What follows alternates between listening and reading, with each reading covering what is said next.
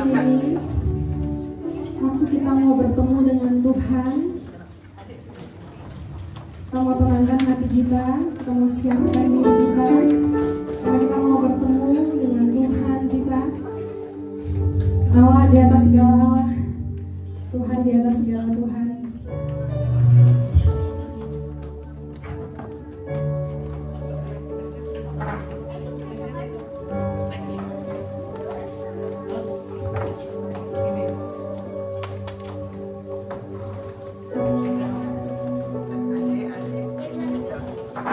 Kita siapkan hati kita. Mari kita ambil waktu sejenak. Kita tenangkan diri kita. Karena kita mau bertemu dengan pribadi, dan satu-satunya pribadi yang adalah sumber kedamaian bagi kehidupan kita. Dialah Sang Penghibur, Roh Kudus.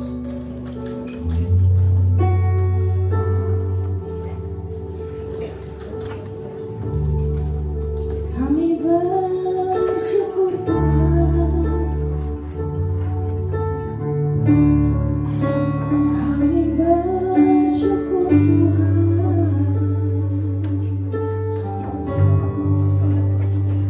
Ini kami Roh Kudus,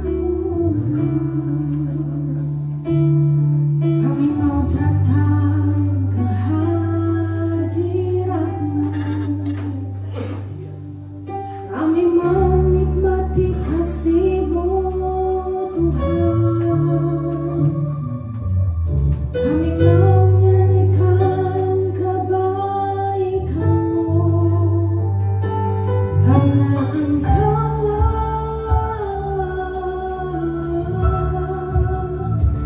yang dahsyat di dalam hidup kami Tuhan. Oh, kami bawa pujian, syukur kami bagi-Mu Tuhan.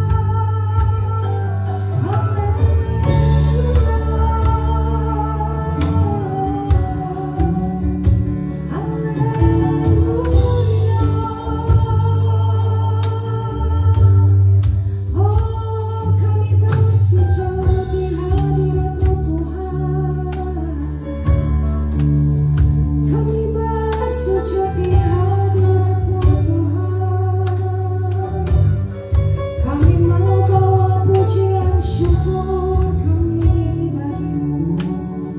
Kami mau hitung Tuhan setiap berkat yang sudah Engkau berikan bagi kami Tuhan di sepanjang hari ini, di sepanjang minggu yang lalu Tuhan. Dan kami tahu Tuhan, kami yakin dan percaya Engkau bawa kami ke tempat ini, karena kami Tuhan mau memuji nama di atas segala nama, Yesus Kristus yang merupakan sumber kekuatan kami. Karena kami tahu Tuhan, kami tidak dapat berjalan apabila tidak dengan kekuatan-Mu Tuhan. Kami tidak dapat berjalan karena kami tahu Tuhan, kami hanya terhubung padamu Tuhan. Mari saudara, kita mau ambil waktu sejenak. 1 menit kita renungkan kebaikan Tuhan. 1 menit kita mau renungkan kebaikan Tuhan. Setiap berkat yang Dia nyatakan bagi kehidupan kita, kita katakan terima kasih Tuhan.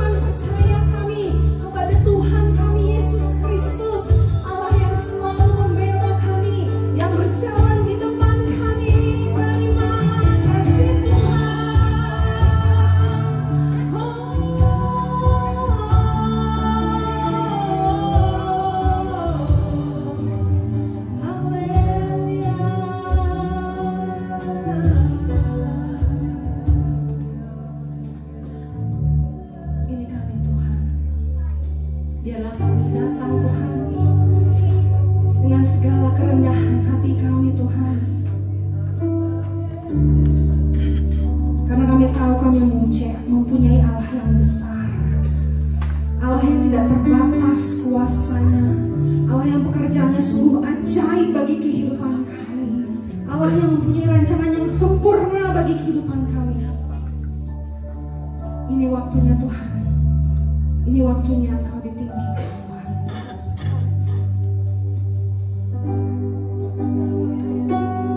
Hanya Kau, Tuhan Yesus, yang beriku kedamaian. Hanya Kau, ya Roh Kudus,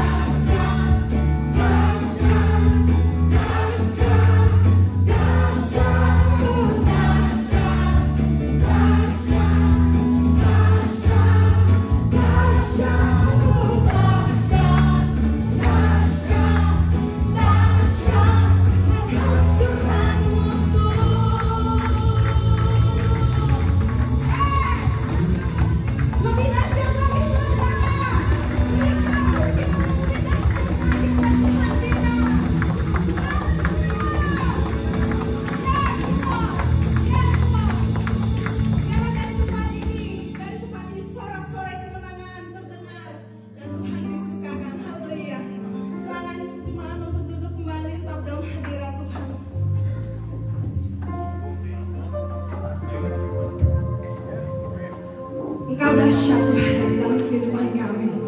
Perbuatan-Mu ajaib, perbuatan-Mu dahsyat bagi kami Tuhan. Kau sudah membuat kami menjadi pemenang. Karya-Mu di kayu salib menjadikan kami menang Tuhan. Dan kami gak mau malu Tuhan. Kami mau nyatakan. Kami mau nyatakan kemenangan yang sudah kami terima itu Tuhan. Dan di saat kami bilang kami adalah umat pemenang, kami gak mau ragu Tuhan.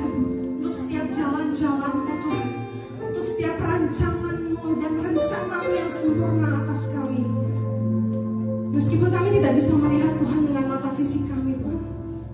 Mungkin kami merasa doa kami tidak dijawab.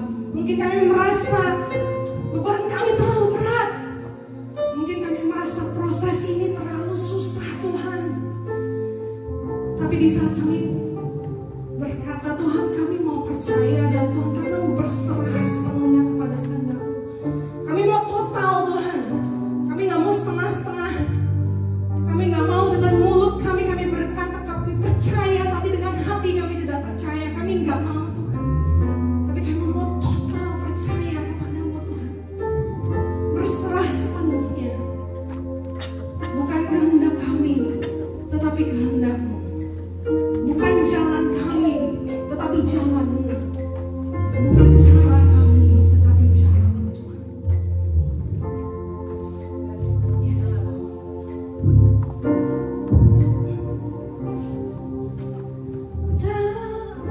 Takkan ku ragu Tuhan,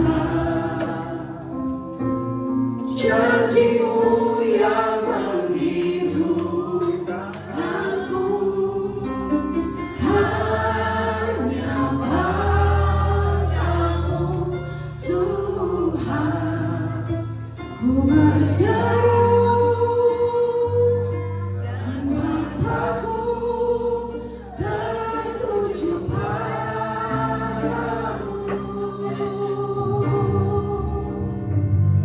Kau selalu punya cara untuk menolongku.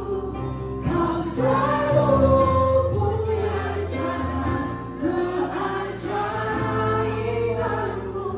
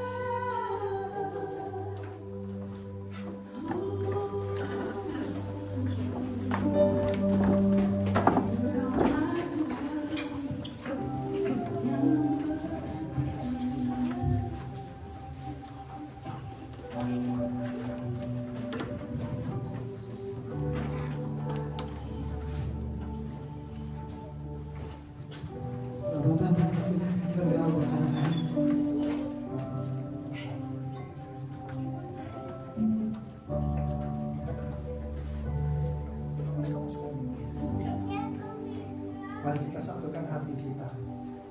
Bapa, kami datang ke hadapan-Mu membawa anak-anak-Mu yang Kau kasihi. Mereka adalah biji mata-Mu Tuhan. Dari sejak dini kami berdoa biar mereka bisa mengenal Engkau secara pribadi. Bahkan lewat kehidupan mereka, mereka boleh mengalami hal-hal yang ajaib. Sehingga mereka Tuhan pakai di akhir zaman ini menjadi anak-anak yang memberitakan Injil kemuliaan Tuhan lewat kehidupan mereka. Tuhan, terima kasih, kami meserahkan mereka di dalam sekolah minggu. Tuhan, berikan hikmat kepada guru-guru untuk mengajar anak-anak ini di dalam mengenal akan pribadi-Mu Tuhan. Dan kami percaya anak-anak ini akan menjadi kesukaan bagi orang tua mereka, bagi keluarga besar mereka, bahkan bagi dunia ini. Kami serahkan mereka di dalam nama Tuhan Yesus Kristus. Haleluya. Amin.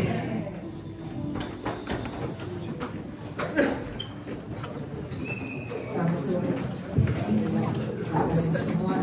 Sore hari ini kita akan dilayani oleh Bapak Bambang. Jauh-jauh datang dari Indonesia. Mari silakan, Bapak.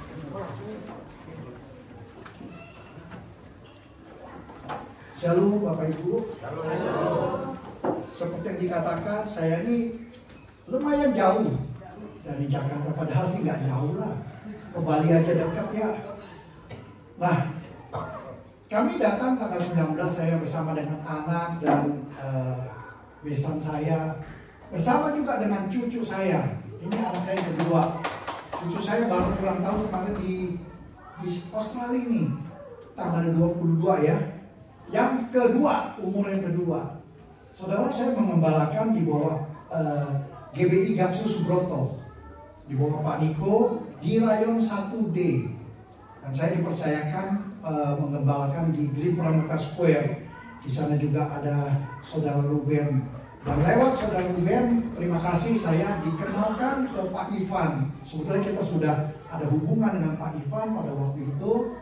Dan akhirnya dengan kemurahan Tuhan, saya bisa juga sambil berlibur, saya bisa membagikan sebagian daripada kebenaran firman Tuhan. Amin. Nah, pada sore hari ini saya mau berbicara tentang sesuatu yang harus diketahui oleh orang-orang percaya.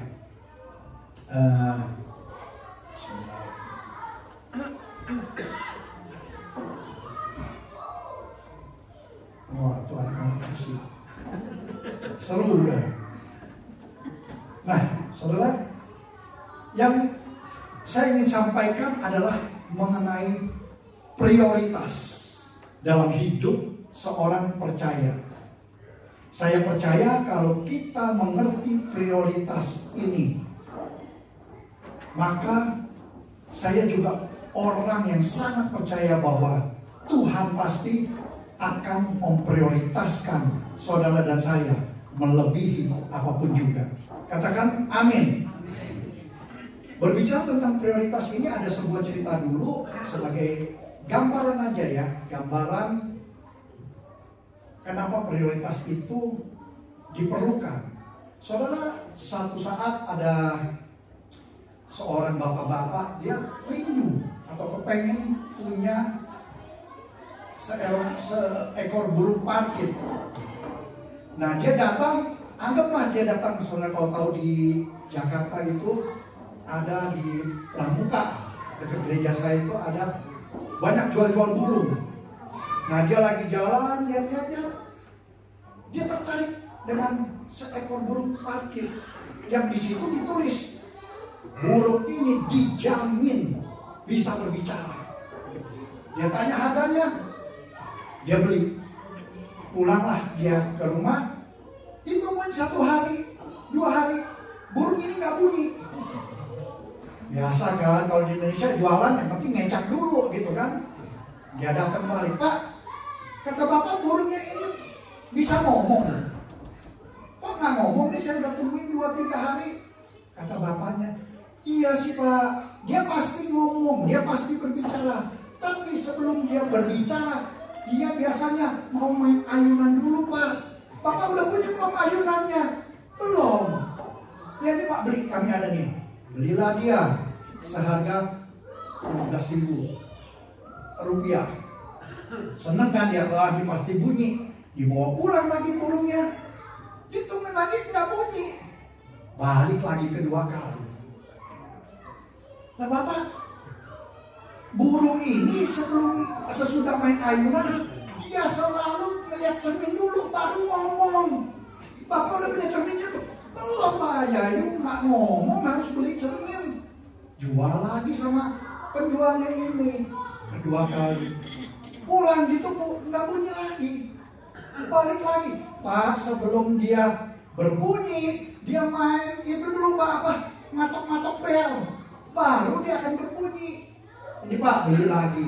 Terus berjalan, dan yang terakhir, Pak, dia akan berbunyi kalau dia main turun naik tangga. Bapak udah punya belum tangga itu? Kalau burung kan selalu pernah lihat ada jual tangga, dia burung bisa naik turun gitu. Dia beli, dibawa pulang, kembali tidak bunyi.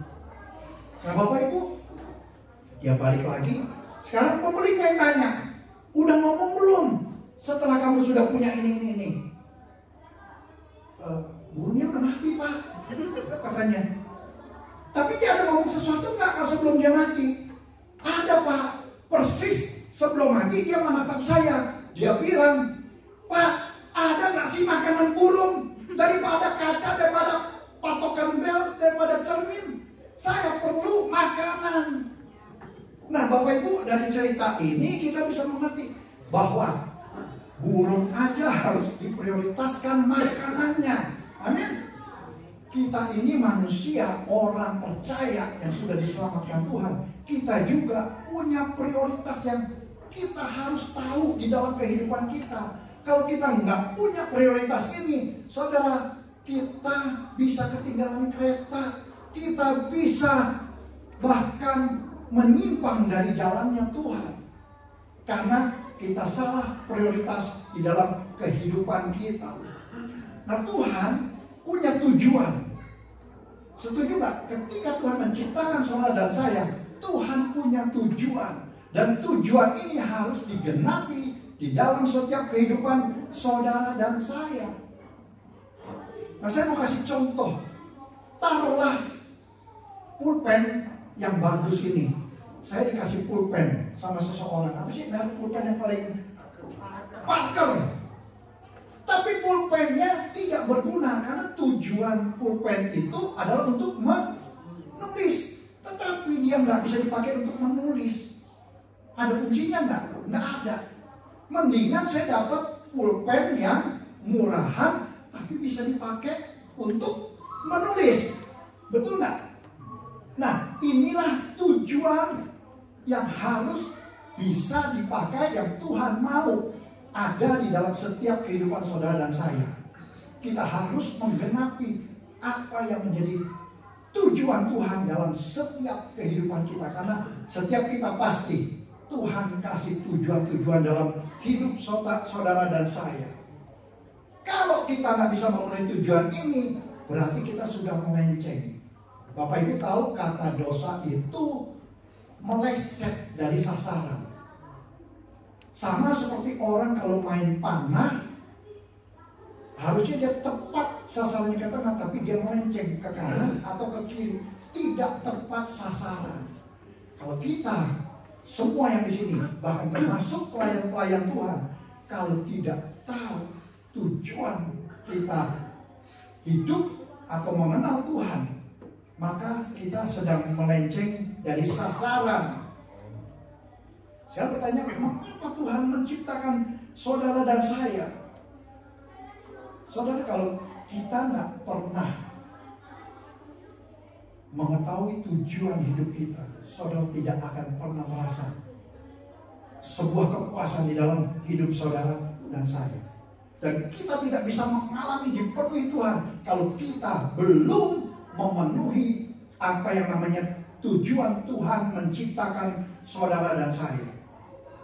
Dan kita pada akhirnya nanti kita akan melihat kita nggak bisa sukses, kita gagal terus, kita kalah terus, karena kita apa? Nggak pernah memenuhi tujuannya Tuhan.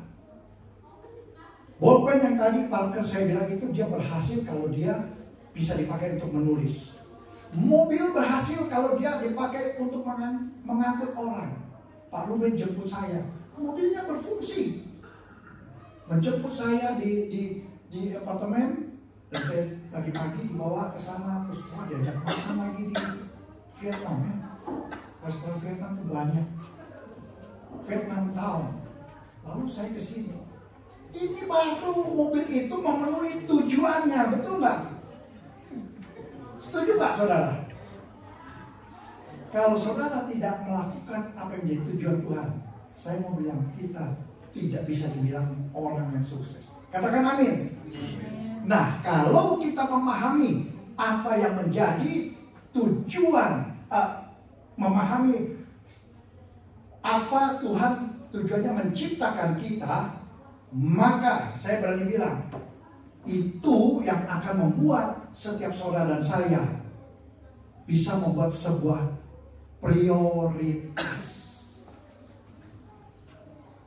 Kalau kita sudah paham, itu akan membantu kita membuat sebuah prioritas. Coba saya kalau sebenarnya sudah tahu nggak prioritasmu apa?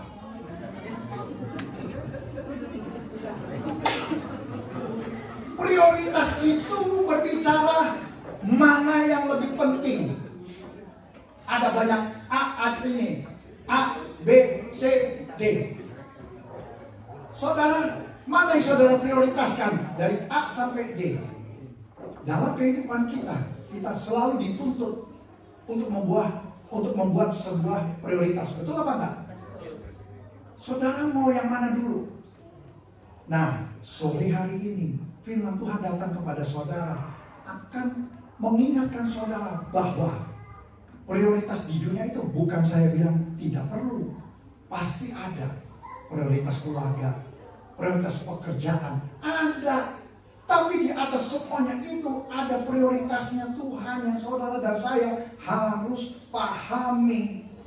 Sebab itu berkaitan dengan tujuan Tuhan memanggil saudara dan saya. Nah, mari kita lihat Lukas 19 ayat 10. Tujuan Tuhan buat saudara dan saya. Sebab Anak Manusia datang untuk mencari dan ini dia tujuan Tuhan buat saudara dan saya. Jadi kita semua yang di sini mau pelayan Tuhan, mau semua yang bertugas, maupun jemaat, sami mawon. Tuhan datang untuk mencari dan menyelamatkan yang hilang. Kalau saudara dulu adalah orang yang terhilang dan Tuhan sudah temukan, sekarang Tuhan mau kita sebagai perpanjangan tangannya untuk mencari dan menemukan orang-orang yang terhilang di luar sana. Katakan amin. Saya mau tanya, kalau tadi saya bilang kan mobil sebagai alat transportasi. Kalau mobil saudara rusak, saudara bawa ke bengkel apa enggak? Pasti bawa, diperbaiki. Setelah diperbaiki, apakah didiemin? Ditongkrongin aja di pojok sana gitu. Setelah diperbaiki, enggak kan? Pasti saudara pakai. Nah, inilah yang Tuhan mau. Saudara dan saya tidak boleh diam di akhir zaman ini. Ada banyak jiwa-jiwa di luar sana yang menantikan jawaban dari setiap kita. Ada orang-orang sedang mencari, mereka sendiri nggak tahu tujuan mereka hidup apa. Sedangkan kita sudah tahu tujuan Tuhan menciptakan kita, purpose-nya. Kenapa kita nggak mau melakukannya? Nah, ini jadi masalah di banyak gereja. Orang-orang hanya asik duduk di dalam, melayani di dalam, padahal yang di luar sana yang dibutuhkan. Terang itu tidak usah terus ada di dalam sini. Terang menerangi terang, udah sama aja. Kita harus keluar. Di luar sana banyak kegelapan yang harus saudara tampil sebagai terang itu. Amin. Nah, sekarang masalahnya Tuhan mau saudara memprioritaskan beberapa hal di dalam setiap kehidupan saudara. Saya akan bagikan 3 aja. Ini semua ada di dalam kitab Matius yang saya dapatkan. di mana Tuhan memerintahkan setiap saudara dan saya. Ini perintah, prioritas ini. Supaya saudara dan saya keluar dari tempat ini, kita semua sudah diperlengkapi, kita sudah tahu, oh prioritasnya sekarang adalah seperti ini. Maka saya akan lakukan sesuai dengan apa yang sudah saya dengar. Yang pertama dalam Matius 5 ayat 23. Saya bilangnya begini, rekonsiliasi yang lebih utama daripada beribadah. Ada banyak orang salah mengerti. Yang penting saya melayani Tuhan. Saya datang ke gereja hari Minggu, saya melayani Tuhan. Tapi hubungannya dengan sesamanya rusak. Suami istri hubungannya rusak, datang ke gereja, shalom, shalom, tampangnya oke-oke. Padahal hubungannya sedang tidak baik-baik. Mari kita lihat Matius 5 ayat 23. Sebab itu jika engkau mempersembahkan persembahanmu di atas mezbah, dan engkau teringat akan sesuatu yang ada di dalam hati saudaramu terhadap engkau, tinggalkanlah persembahanmu di depan mezbah itu, dan pergilah berdamai dahulu dengan saudaramu, lalu kembali untuk mempersembahkan persembahanmu itu. Saudara, ini berbicara tentang prioritas. Apa prioritasnya? Saudara, beresin dulu hubungan, rekonsiliasi dulu. Tuhan lebih mau ada fellowship dulu. Entah itu antara saudara dengan gembala, sesama pelayan Tuhan, sesama pekerja, atau bahkan dengan jemaat. Karena Tuhan bilang di situ. Saudara tahu nggak?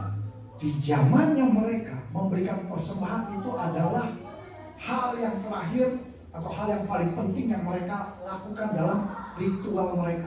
Memberikan persembahan korban kepada Tuhan. Tapi Tuhan perintahkan, stop.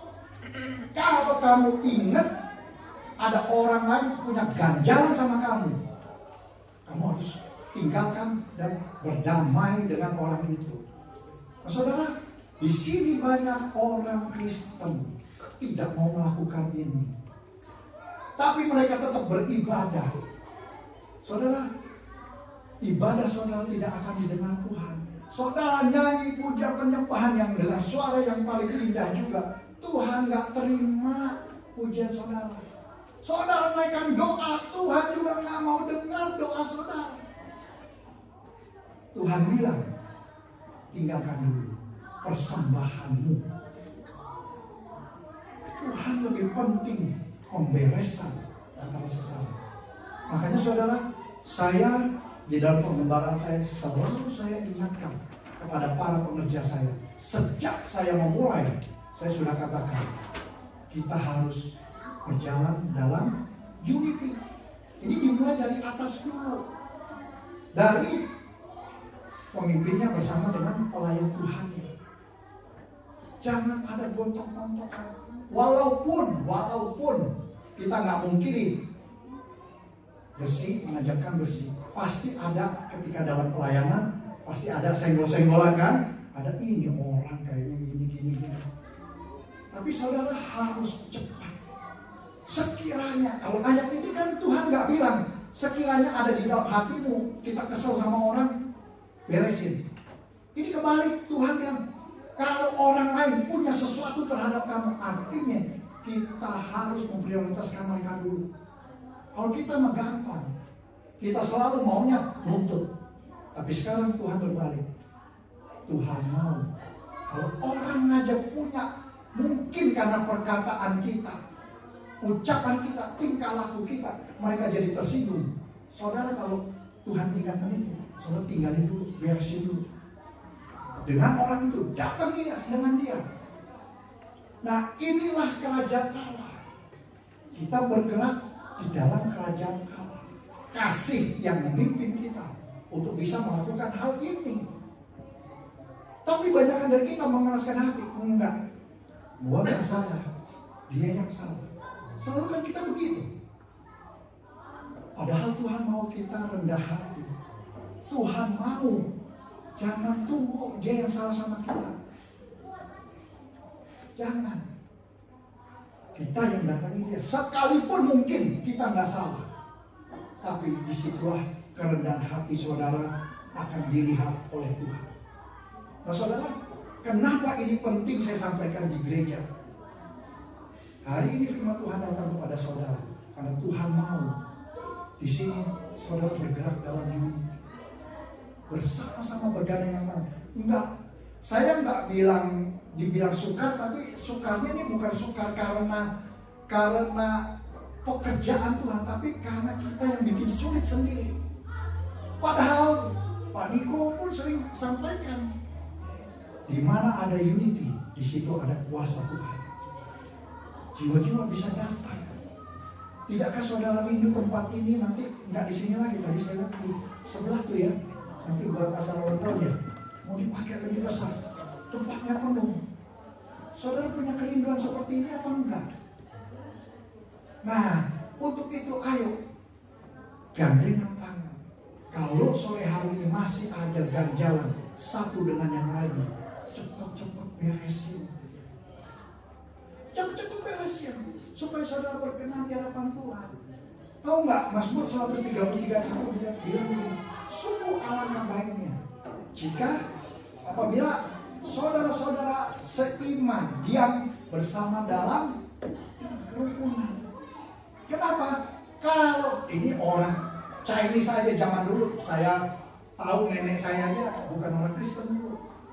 Dia selalu bilang, nama saya dipanggil nama Chinese, kalau kamu harus hidup rukun-rukun sama istri kamu, baik-baik. Hokilai, itu bahasa Prancis saya bilang. Hokilai, tuh. Sebetulnya itu adalah firman. Karena firman Tuhan kalau saudara baca di Mazmur 133:1 terus sampai ke bawah, kesanalah berkat Tuhan dicurahkan. Berkat-berkat mengalir ketika rumah tangga rukun. Kalau saudara lihat rumah tangga berantem terus, udahlah. Jangan harap berkat itu datang. Amin. Penyembahan. Penyembahan, kita berbicara penyembahan, bukan penyembahan aja. Penyembahan yang menyenangkan Tuhan adalah gampang memberi pengampunan kepada siapapun juga. Ini sebuah penyembahan yang sangat disukai Tuhan dan cepat-cepat membuat sebuah rekonsiliasi, menandakan itu kerendahan hati. Saudara, saya pernah di KUL, saudara tahu ya, Komsel. Dulu sih ngomongnya family altar. Saya ketua kelompoknya dulu. Suatu ketika ini ada kunci, sudah ada umur tapi belum married. Saya sebetulnya sama sekali dalam hati saya nggak ada mau mempermalukan. Karena kan dia anggota KUL. Di KUL ini kan kita membangun supaya orang berani mulai melayani. Pelan-pelan mulai memuji ke berdoa. Nah ini saya suruh dia berdoa. Waktu saya suruh dia berdoa, Ci, ayo berdoa, tutup, doa tutup. Saudara apa? Marah-marah, saya nggak tahu dia kesambar kesurupan apa. Marah. Kamu ya, saya ditunjukkan ini banyak nih. Belasan anggota komsel.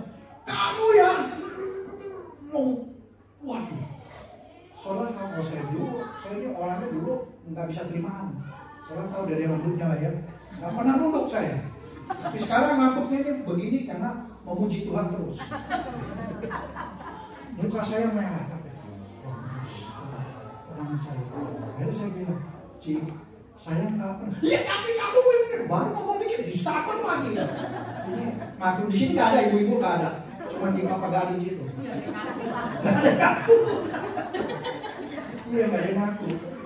Jadi ada saya bilang, Ci, gini deh.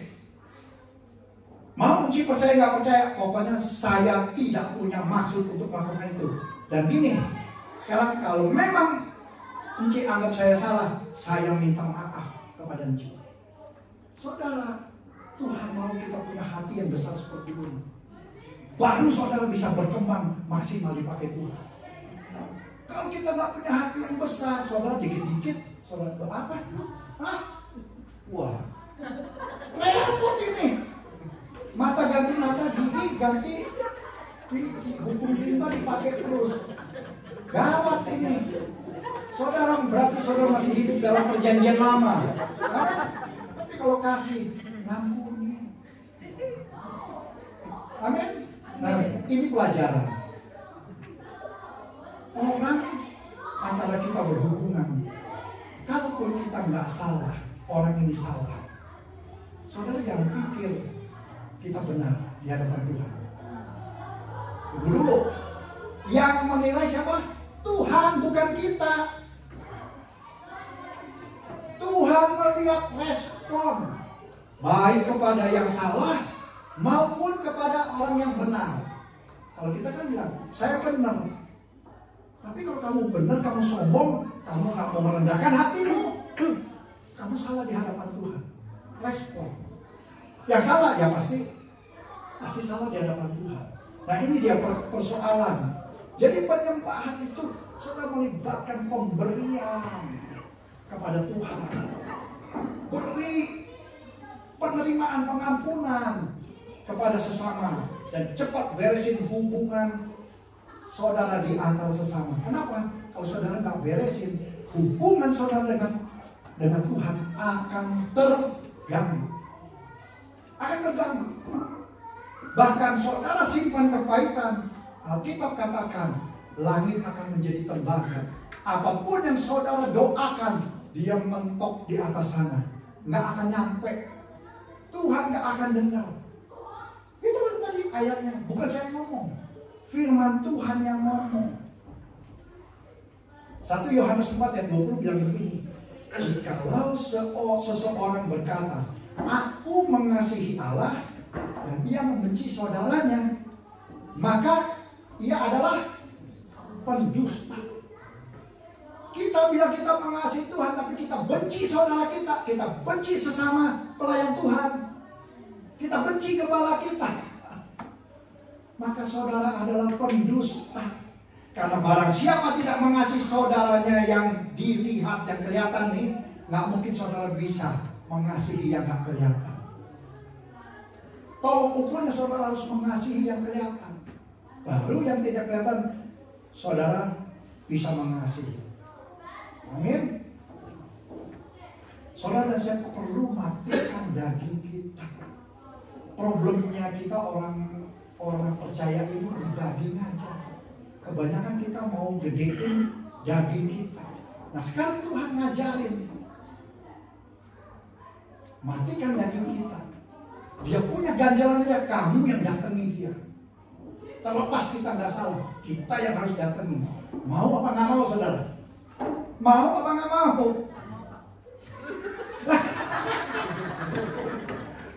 Kenapa nggak mau? Tadi siapa yang bilang nggak mau? Kenapa nggak mau ibu?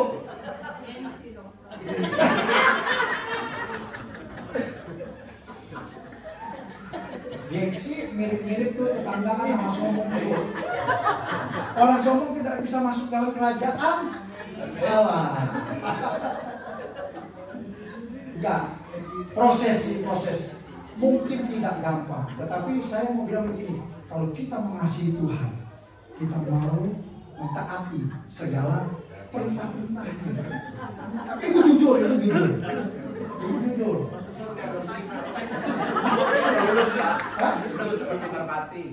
Tulus seperti merpati itu.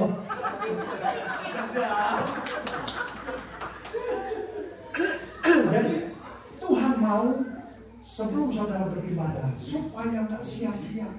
Jangan sampai kita udah beribadah bertahunan, kita melayani bertahunan jemaat, bertahun-tahun datang beribadah kepada Tuhan, kita pikir kita diberkati Tuhan. Ternyata enggak. Karena kita selalu masih punya ganjalan terhadap satu dengan yang lain. Mungkin dengan mertua bahkan. Jangan dekat-dekat sama mertua dia. Kayak singa itu. Itu. Apa jadi komplainin? Kita kepahitan menuju bilang. Jadi ayo, it's time for us untuk menunjukkan, display kasih Tuhan. Mereka di luar sana, mereka perlu jawaban. Apa yang bisa kita berikan? Kalau kita tidak hidup sesuai dengan apa yang dikatakan oleh firman Tuhan.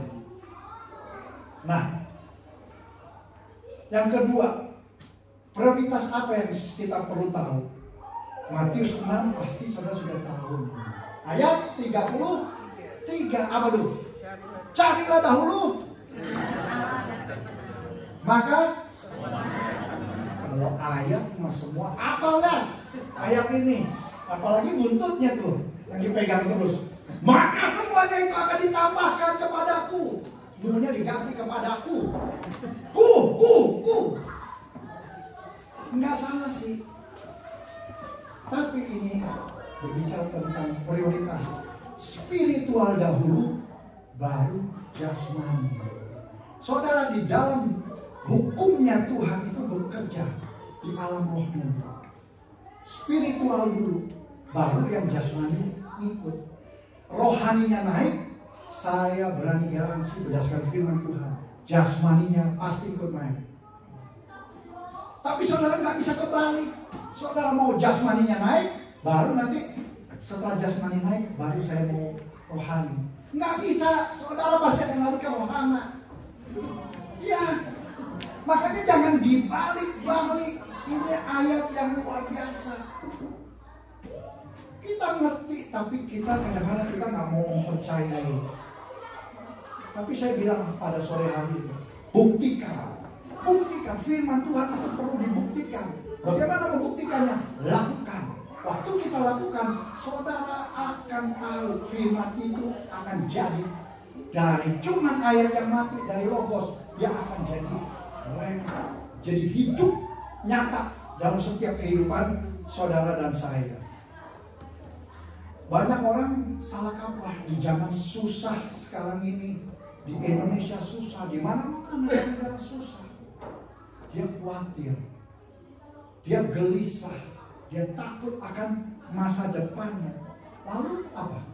Mendahulukan, memprioritaskan hal-hal yang lain dulu. Bukan Tuhan dulu, tapi sekarang karir dulu, pekerjaan dulu. Saudara, jangan sampai salah mengambil prioritas. Tuhan jelas kasih tahu dulu. Cari kerajaan Allah, cari hal-hal yang rohani dahulu, maka yang jasmani semua akan tersedia. Firman Tuhan itu iya dan amin. Nah, saudara, kalau mereka ditanya, suruh pilih sekarang, rata-rata orang karena tidak mengerti firman Tuhan, karena tidak pernah berakar di dalam firman Tuhan, maka bilang, ya Pak, kan kita harus hidup. Saya punya keluarga, harus keluarga dulu. Saudara, saya nggak bilang itu salah. Tetapi yang saya bilang ini, kalau kita prioritaskan Tuhan dulu, rohani dulu, maka yang saudara mau prioritaskan tadi, keluarga dulu, itu automatically Tuhan akan atur buat saudara dan saya. Tapi tidak dibalikin. Setan maunya balikan firman Tuhan. Saudara dibawa sibuk. Saudara sering gak dengar? Kalau mereka lagi susah, dia doa sampai nunggu-nunggu, sampai nangis-nangis. Ya diberkati. Mulai lupa sama Tuhan. Mulai lupa melayani Tuhan. Mulai lupa. Dikasih anak, aduh Pak, saya nggak bisa jadi WA lagi, mesti ngurus anak, mesti ini, mesti itu. Tujuan Tuhan memberkati kita bukan pada akhirnya untuk menjauhkan kita dari mendekat kepada Dia. Salah. Kenapa? Jadinya kita nggak tahu prioritas itu. Kita kebanyakan salah kaprah.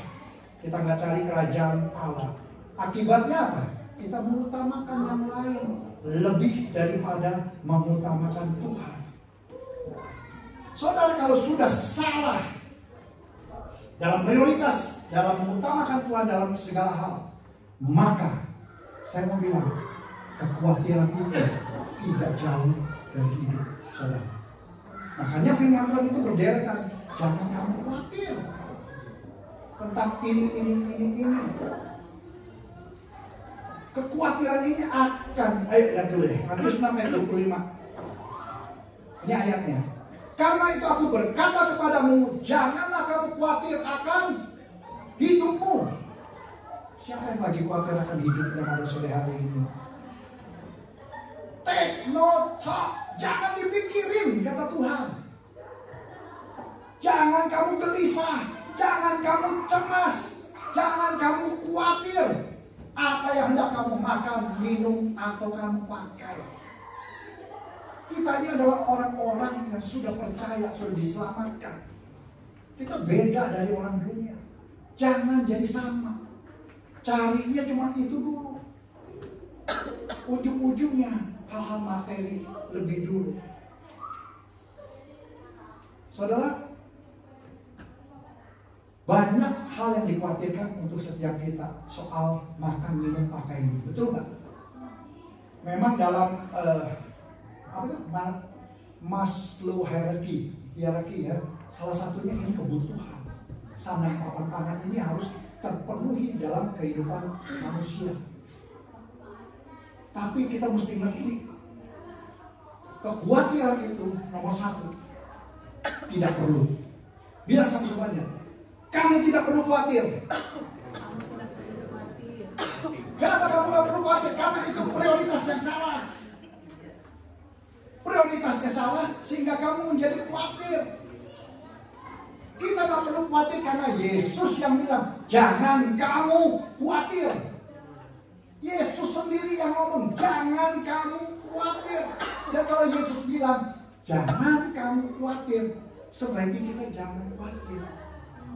Nah, kebanyakan kita baca firman, kita tahu jangan khawatir, Tuhan sudah jangan khawatir. Iya, tapi kita masih tetap ada khawatir. Sampai tidur pun kita masih tetap khawatir. Bangun, khawatir pagi, udah mikir panjang. Besok anak makan apa? Besok ini bayar uang sekolah segala macam. Terus saja khawatir itu akan menghimpit kehidupan saudara. Yang kedua, selain daripada khawatir itu, saudara gak perlu cemaskan. Yang kedua, khawatir itu sebetulnya gak masuk akal. Kenapa saya bilang gak masuk akal? Lihat Matius 6 ayat 26. Pandanglah burung-burung di langit yang tidak menabur dan tidak menuai dan tidak mengumpulkan bekal dalam lumbung, namun diberi makan oleh Bapakmu yang di surga.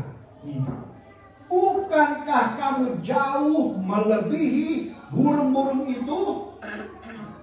Bukankah kamu jauh melebihi burung-burung itu? Saudara tahu enggak? Kita ditebus dengan darah Yesus, anaknya yang tunggal.